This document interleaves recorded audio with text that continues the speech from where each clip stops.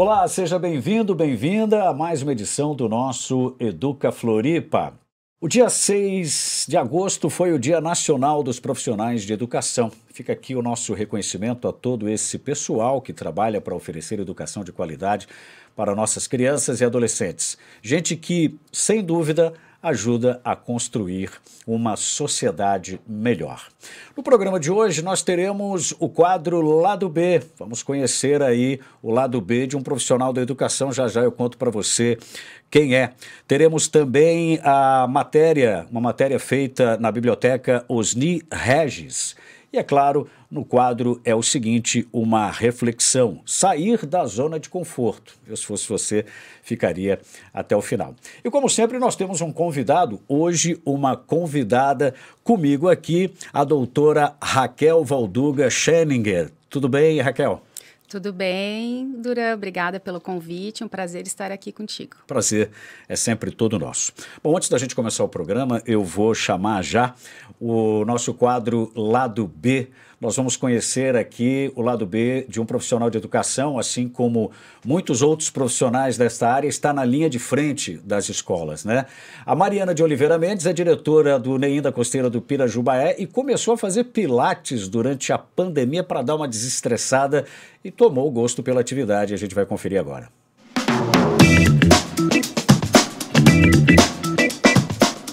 Oi, eu sou a Mariana, sou diretora do NEIM Costeira do Pirajubaé. E bom, o meu lado B é Pilates e Yoga. Né? Por que eu comecei? Eu comecei justamente por causa da pandemia. O trabalho remoto me deu muita dor nas costas, muito desgaste, tanto mental quanto físico. E o meu corpo pediu um help. Então eu comecei fazendo Pilates, a minha fisioterapeuta, depois de muito tempo de insistir, eu comecei a fazer. E o Pilates, ele me ajuda... me ajudou no fortalecimento físico, né, porque eu trabalho muito tempo sentada na frente do computador, exige muito do meu físico e do mental também, mas também, né, depois de um tempo, por necessidade, acabou virando uma paixão.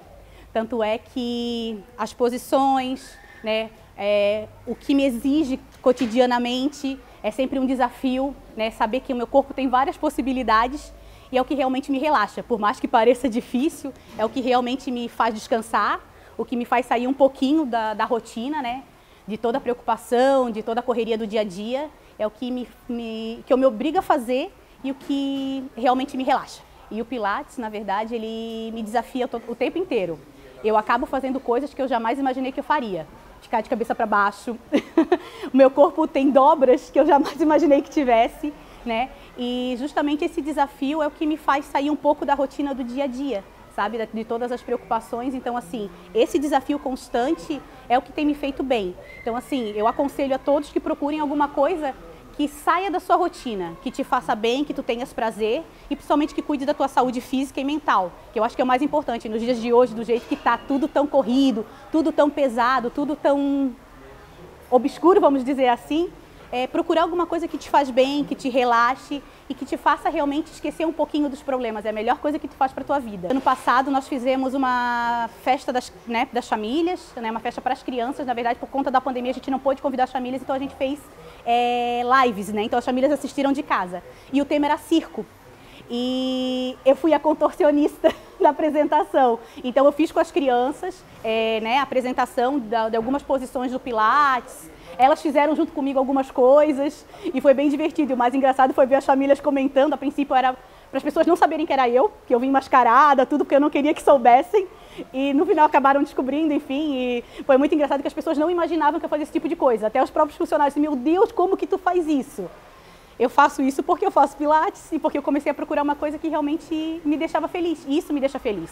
Então, assim, fazer realmente coisas que te façam feliz, te surpreende, assim, contigo, né?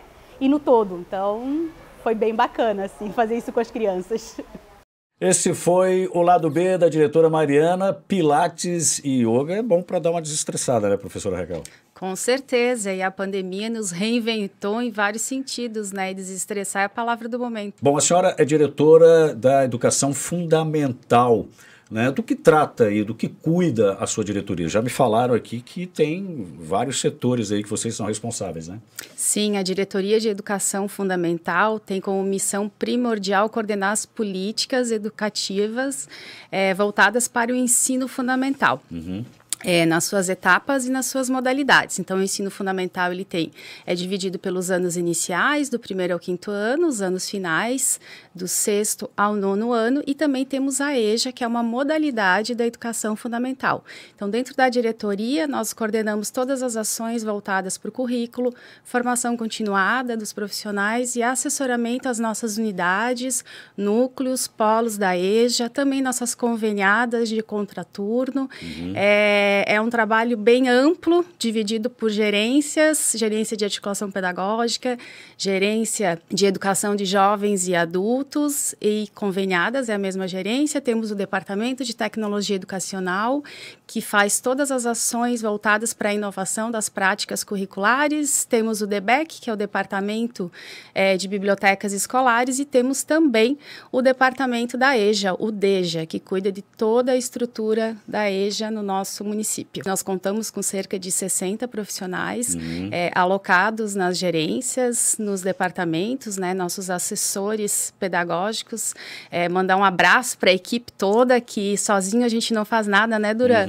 É um trabalho de muitas mãos, coordenados por nós, pelo nosso secretário.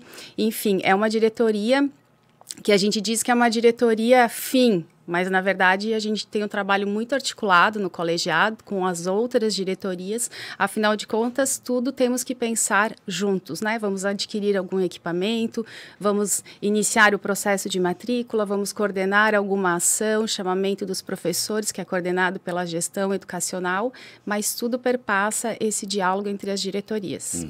A senhora é professora de tecnologia educacional, né? E é diretora desde 2017, é isso? Na verdade, eu estou na secretaria desde 2017. 2017 eu fui gerente de articulação pedagógica na diretoria, e 2020, a convite do secretário, eu posso ser a diretora de educação fundamental. Bom, a sua formação, mestrado, doutorado, foi tudo na área de tecnologia. Daqui a pouquinho a gente vai destrinchar um pouco mais esse assunto aí, né? Eu gostaria de me concentrar agora no EJA, né, que também é responsabilidade da sua diretoria. Falar um pouquinho aí de como funciona o EJA, dos benefícios que ele tem trazido aí. Então, primeiro é a EJA. A EJA, a EJA. Sim, sim. A educação de jovens e adultos, né, e idosos. A gente sempre acrescenta os nossos idosos, porque a EJA e não o EJA. Porque a gente entende que a educação é muito mais ampla do que o processo apenas de ensino-aprendizagem. Então, a EJA ela é organizada por núcleos, por polos. Nós temos hoje 10 núcleos espalhados pela cidade. Nós temos um lema na nossa prefeitura e na nossa secretaria: onde tiver um adulto, um adolescente, um idoso que não tenha completado o ensino fundamental, é só entrar em contato conosco na diretoria, na secretaria, que a gente vai abrir um núcleo da EJA. A gente não tem um número mínimo ou máximo de estudantes para atender. A gente atende onde tiver necessidade da comunidade. Então, hoje nós temos a EJA espalhada pelo município todo.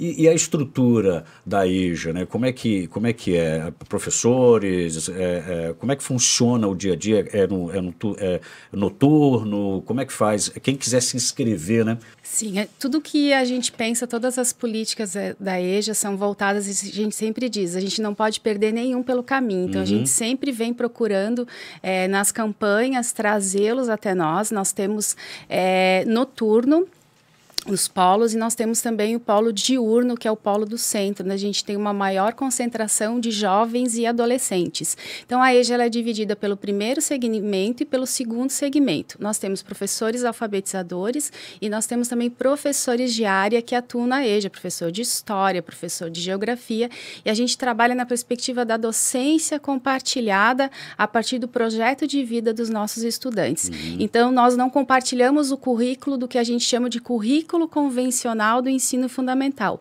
A EJA tem um currículo próprio, né, baseado pela história de vida dos estudantes e a partir da pesquisa. Então, a pesquisa é que move todo o impulso, a curiosidade dos estudantes, e os professores se integram a todo esse trabalho, essa perspectiva de vida dos nossos estudantes. Como você mesmo disse, eles trabalham o dia todo e à noite a gente precisa conquistar eles e resgatar eles para os estudos. Então, o currículo acaba se adaptando ao aluno, né? Muito bem. Bom, a gente vai dar uma paradinha rápida agora, professora Raquel, porque nós vamos falar de um assunto muito bacana. A gente foi conhecer a biblioteca Osni Regis, né? Uma preciosidade. Muita gente ainda não conhece, mas nós temos no centro de Florianópolis uma biblioteca particular que foi aberta ao público e que vale a pena visitar. O espaço reúne títulos cuidadosamente selecionados durante uma vida toda e guarda parte da história de Osni Regis. Vamos conferir. Hoje nós viemos conhecer um lugar muito especial. Um lugar onde a magia do conhecimento acontece. Nós estamos na Biblioteca Professor Osni Regis, que fica aqui no centro de Florianópolis, na Mauro Ramos. Uma biblioteca de cinema inspirada num clássico de 1960, na verdade, um musical. Aqui você encontra mais de 15 mil títulos e está aberta ao público. Quem vai contar essa história para a gente é a filha do professor Osni Regis, a professora Isabel.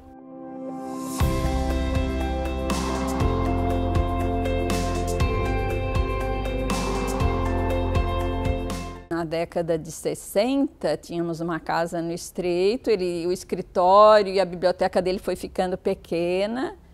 Aí ele fez um anexo que acabou. A minha mãe tinha horta, galinheiro, tinha parreira de uva, e teve que sacrificar tudo para ele construir uma área enorme, onde ele fez para poder abrigar os livros.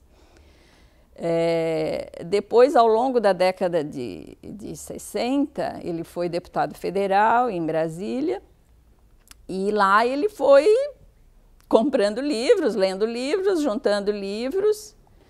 Então, quando ele retornou em 1971, aquela biblioteca que nós tínhamos lá no continente, ela já não comportava trazer os livros de Brasília. Então, ele comprou essa casa aqui no centro e tinha essa área atrás. Então, fez o projeto da biblioteca para poder abrigar os livros que ele já tinha aqui acumulado e os que ele foi comprando em Brasília, né? E é interessante que ele viu o filme ali no começo dos anos 60, o My Fair Lady, e até tem um livro aqui com as fotos do filme, né? E impactou muito ele, a biblioteca do professor, né? Do filme. E então ele pediu para o arquiteto que fizesse uma biblioteca inspirada naquela biblioteca do My Fair Lady, onde tem essa solução do mezanino, né? O mezanino, a escada de madeira. Ele era professor de Direito da Federal ali desde 1950 e poucos, e também foi professor de Sociologia do curso de Serviço Social. E ele vai adquirindo livros também pensando nos alunos, né? Então, sempre trouxe os alunos para consultar, para emprestar livros e disponibilizou sempre o espaço das bibliotecas dele. Eu acho assim que o espaço ele também transpira a afetividade do meu pai. Meu pai era um homem extremamente amoroso, afetivo, carinhoso. E transmitia isso para os alunos, né? E eu acho assim que aquele calor humano dele, ele ainda irradia aqui na biblioteca, né? Por isso ela é acolhedora, ela é gostosa de estar, né? E depois que o pai faleceu em 91, ela ficou um tempo fechada, minha mãe já estava morando num apartamento. Nós resolvemos, então, abrir para o público, né, para fazer o que o meu pai já fazia. E a minha mãe também, né? Minha mãe era professora de literatura, sempre trouxe alunos para estudarem aqui, foi professora do Instituto de Educação, professora de português, trazia alunos para dar reforço da nossa casa, né, na nossa biblioteca. E então nós resolvemos, a partir de 98, a gente abriu a biblioteca, criamos uma fundação e disponibilizamos a consulta do público. Alguns livros a gente empresta, outros que são raros só pode consultar aqui. Mas ela está aberta ao público todas as tardes desde 98. Mas eu digo sempre para as pessoas falam, Isabel, esse empenho todo na preservação da biblioteca, a memória do teu pai, claro que é para preservar a memória do meu pai também, mas a questão é a preciosidade do acervo. Eu digo, olha, se fosse livros porcarias, porque tem muita coisa ruim publicada, entendeu? Coisa de baixa qualidade. Se fosse um acervo que não fosse extraordinariamente bom, a gente não preservaria, né? Então,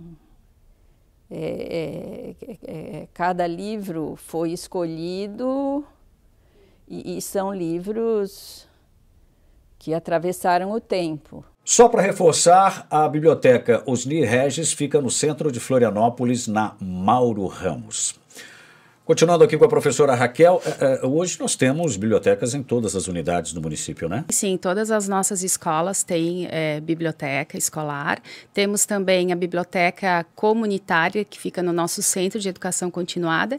E temos também a biblioteca Barreiros Filhos, onde nós temos um núcleo da EJA e também funciona sob a nossa coordenação. Professora Raquel, vamos falar um pouquinho sobre o assessoramento às unidades educativas. Como é que funciona isso? E nós temos o nosso acompanhamento pedagógico constante, eu diria diário, aos nossos diretores, equipe diretiva e os professores. Então, cada unidade tem dentro da diretoria um assessor pedagógico direcionado ao atendimento dessa unidade. Dentro do trabalho realizado pela gerência de articulação pedagógica, a gente planeja todas as ações de acompanhamento, de assessoramento. Por exemplo, o diretor tem uma dúvida diária, cotidiana, e ele não sabe muito bem como resolver essa situação, porque na educação, como diria o professor Maurício, não tem pós-doutorado que nos prepare para os conflitos do dia a dia.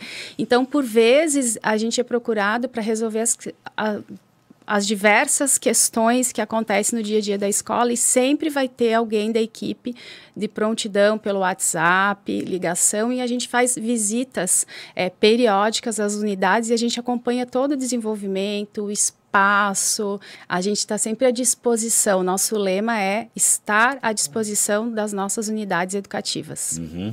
Bom, enquanto a senhora toma uma aguinha aqui, eu vou preparando a próxima pergunta. Rapidamente ali sobre a questão do currículo, né? A produção desse currículo, a escolha. Todo ano é feito, há modificações nesse currículo escolar, daquilo que vai ser ensinado, das técnicas, ou não? Segue já uma base e muito pouca coisa muda nesse currículo? Boa pergunta, Duran. Então, nós temos os nossos documentos, nós temos a nossa proposta curricular de 2016, que a gente segue com os nossos professores. Nós temos também a matriz das relações étnico-raciais, que a gente trabalha com os nossos professores na formação continuada, na organização dos projetos políticos pedagógicos, e nós temos também a BNCC, que é a Base Nacional Comum Curricular. Como que a gente articula esses documentos? A BNCC, dentro daquilo que converge com a nossa proposta curricular, nós adequamos objetivos de aprendizagem, as habilidades, as competências. Mas a nossa proposta, ela avança no que tange a própria discussão da EJA, a organização da EJA, a organização das ações voltadas para a educação especial, não podemos esquecer, né, da inclusão, a perspectiva da inclusão na educação. E essa proposta curricular, ela é colocada em prática no dia a dia, ela é debatida e ela é discutida discutida também com os professores na formação continuada. Então, currículo é isso, né? Currículo é movimento, não é algo parado, estanque, mas nós não produzimos necessariamente anualmente atualizações da proposta curricular, mas sim na prática a gente ressignifica a cada discussão. Bom, isso acaba levando a uma formação continuada dos profissionais da educação, é isso? Isso. A Diretoria de Educação Fundamental, ela tem um coordenador por área. Então, nós temos uma professora, a professora Flaviana, que coordena o grupo da matemática. E esse grupo tem encontros mensais de formação, então a gente organiza por componente curricular. Eu sou formadora também, eu coordeno o grupo de educação integral, os coordenadores da educação integral, e também os professores do apoio pedagógico, que é outra frente que a gente vem atuando fortemente desde 2017, qualificar o apoio pedagógico para aquelas crianças que não atingiram ainda com total êxito os objetivos de aprendizagem do ano letivo anterior. Bom, o assunto agora é Escola do Futuro, mas antes eu gostaria de chamar o nosso quadro É o Seguinte, e nesse mundo em constante evolução é importante ficar atento para não pararmos, né, o crescimento pessoal e a vivência de experiências que acabam nos levando a novos aprendizados. Hoje a nossa reflexão é sobre sair da zona de conforto. É o seguinte.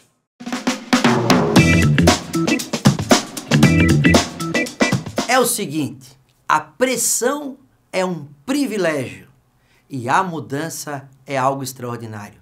Como é que é? É isso mesmo. Como é que nós caminhamos e evoluímos na vida? Não é na zona de conforto. A zona de conforto faz com que a gente diga a palavra satisfeito. Satisfeito significa que eu estou cheio. E quem está satisfeito, senta, dorme e vê o mundo passar. A pressão é um privilégio e a mudança nos faz gerar novos aprendizados. Provavelmente você que está me vendo deve lembrar que o meu cabelo era grande, estava até com uma barba. Estava vendo que estava na zona de conforto. Todo mundo nem mais me percebia. O que eu decidi fazer? Mudança. Agora, onde eu chego, cidadão me vê, meu Deus, está diferente. Olha, passaram até a me enxergar. Ou seja, o que move a vida da gente é a mudança, é a pressão, é querer fazer mais e melhor. E aí, o professor que está me vendo sabe que se não fosse a pandemia, hoje ele não saberia administrar um grupo de WhatsApp, ele não saberia nem o que era ou o que é um Google Meet. Live? Tive uma professora que a primeira live que ela fez, ela me disse assim, secretário, adorei fazer a live. Eu assim, show de bola, live, é isso mesmo, toca a ficha. Ela mudou e fez, porque o assassino de ideia ia olhar para ela e ia dizer, que live? Esquece a palavra, importante é que ela fez. A mudança chegou, a pressão fez com que ela precisasse aprender novas coisas, aprendeu, colocou em prática e um abraço, tá fazendo acontecer.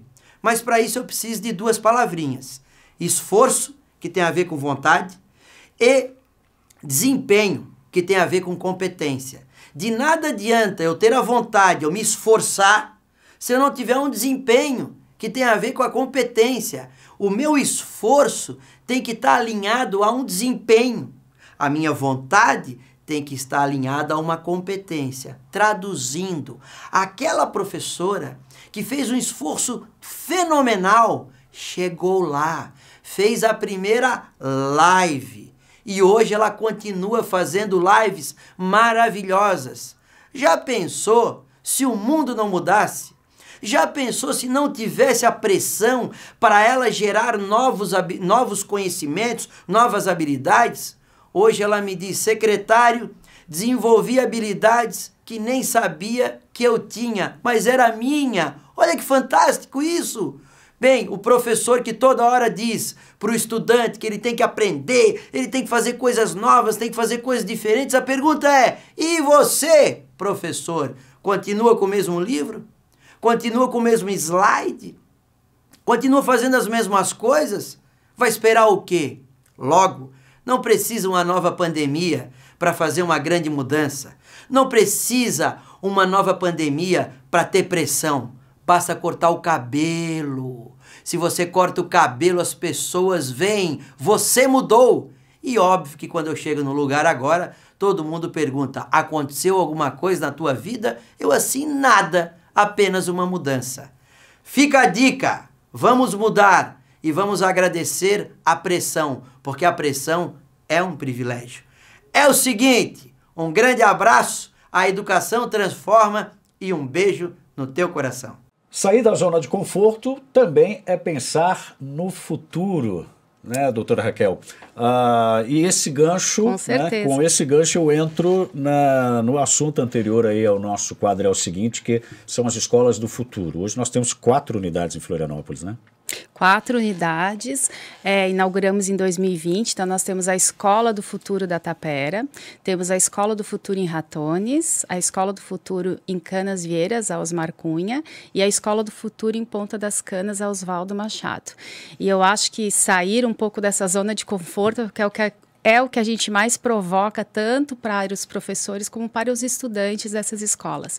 Nós temos um currículo diferenciado, onde a gente trabalha as múltiplas linguagens, os multiletramentos. Então, nós temos o letramento digital, com aulas de robótica, espaço maker, impressora 3D, para os meninos botar a mão na massa. Temos também alfabetização em Libras, trabalhamos muito o processo de inclusão. Trabalhamos também aulas a mais no currículo de inglês, para preparar eles dentro dessa perspectiva das múltiplas linguagens.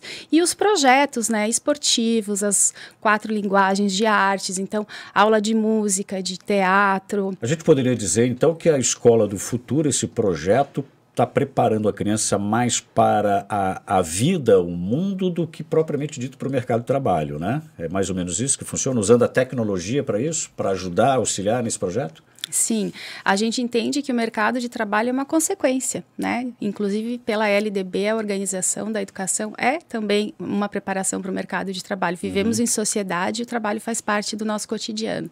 Mas é bem essa perspectiva, a gente ter um currículo diferenciado em que os nossos estudantes possam digamos assim, experimentar as diversas linguagens. Hoje, Florianópolis é um polo de tecnologia, sabido, só que falta muita mão de obra, né? Mão de obra é uma coisa um pouco engessada, assim, faltam profissionais qualificados para atuar em todo esse ecossistema tecnológico de Florianópolis. E nós entendemos que os nossos estudantes, eles precisam ter acesso a essas tecnologias porque eles precisam saber que eles são capazes de ser o que eles quiserem.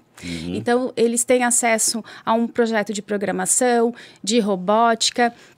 Eles podem entender que no futuro eles podem ser o quê? Um design de jogos, um programador, ou apenas ter esse conhecimento para si próprio, né? Para pensar no seu futuro. Em outras faculdades, em outras profissões também a gente utiliza muito essa linguagem de programação. Pensamento computacional, por exemplo, eu posso usar essa metodologia para organizar minha casa? Não necessariamente para programar.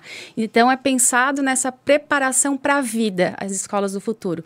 Todas as nossas escolas têm tecnologia, não são só as escolas do futuro. O diferencial é esse currículo, né, educação integral, mais tempo na escola, e a gente consegue colocar outras atividades também para os nossos estudantes. Mas todas as escolas têm muita tecnologia, viu, Duran?